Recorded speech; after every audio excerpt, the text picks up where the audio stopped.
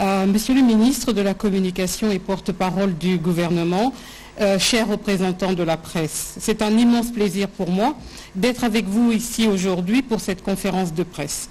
Je remercie chaleureusement le ministre Patrick Muyaya pour son invitation et le remercie également, comme il vient juste de le dire, d'avoir accepté d'être l'invité au dialogue spécial entre Congolais à Radio Okapi le mardi 28 décembre.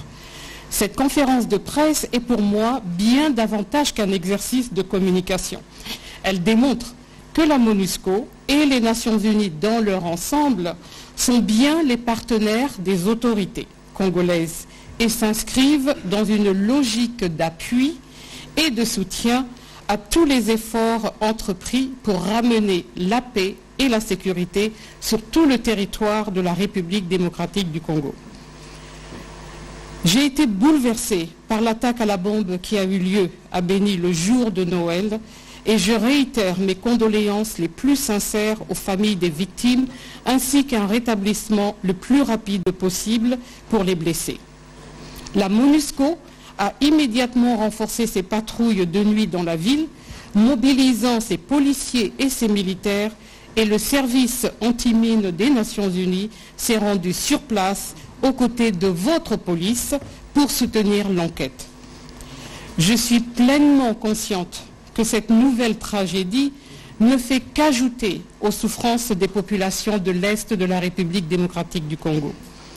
Nous continuerons de faire tout ce qui est en notre pouvoir pour soutenir votre armée, y compris par des opérations offensives conjointes FARDC-MONUSCO contre les groupes armés les plus violents et les plus barbares, en particulier les ADF et la Codeco.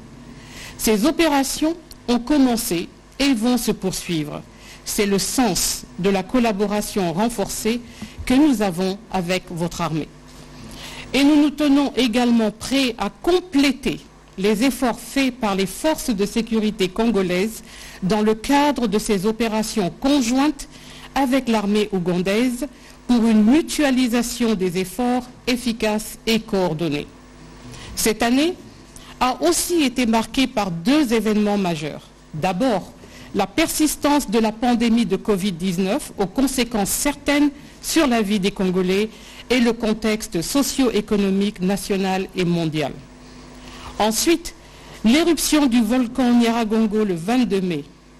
La MONUSCO a mobilisé ses hélicoptères pour surveiller l'évolution de l'éruption et ses troupes ont aidé à sécuriser la ville, tandis que les agences des Nations Unies, avec tous leurs moyens, se sont tenues auprès des autorités et de la population de Goma dans une période de crise majeure. Chers amis, je me dois ici de lancer un appel à toutes les communautés de la République démocratique du Congo, à toutes les bonnes volontés.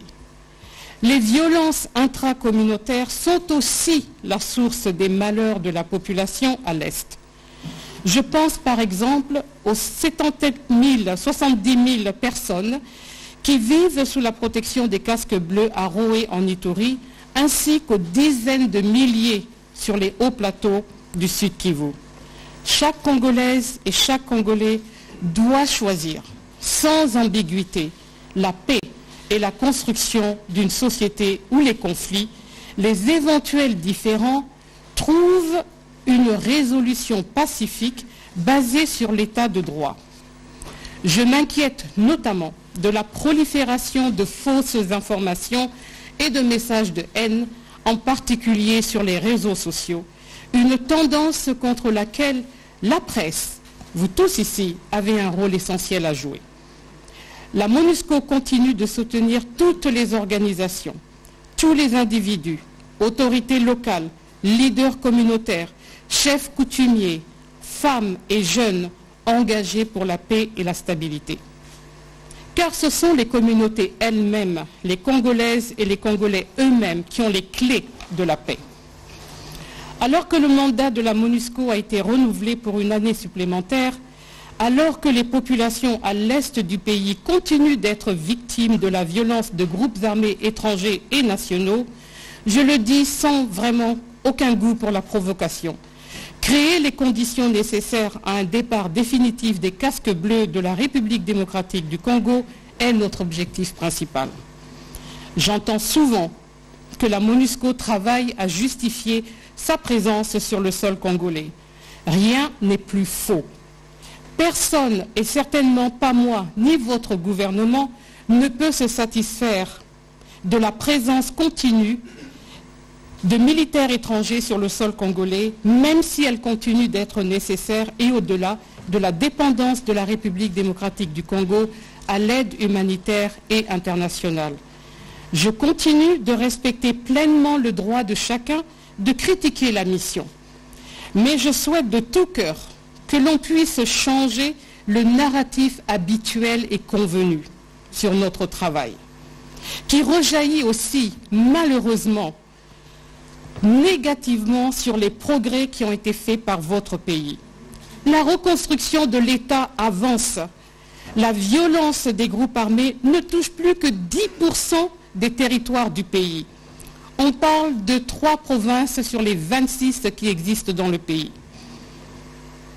Les processus démocratiques et électoraux, toujours fragiles, se renforcent. Les forces de sécurité nationale gagnent en compétences et en efficacité. Et la promotion et la défense des droits de l'homme trouvent un écho grandissant grâce à une société civile et constructive.